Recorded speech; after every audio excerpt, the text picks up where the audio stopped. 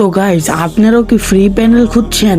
তো আমার এই ভিডিওতে যদি 500 কমেন্ট আসে আর যদি 10,000-এর মতো যদি ভিউ যদি আসে তাহলে আমি প্যানেলটা দিয়ে দিব। তো গাইজ প্যানেলটা কি রকম কাজ করে আমি এটা একটু দেখিয়ে দিচ্ছি। Sense of time and I'm not alright. Feel trapped in my mind, I can't escape even if I try to.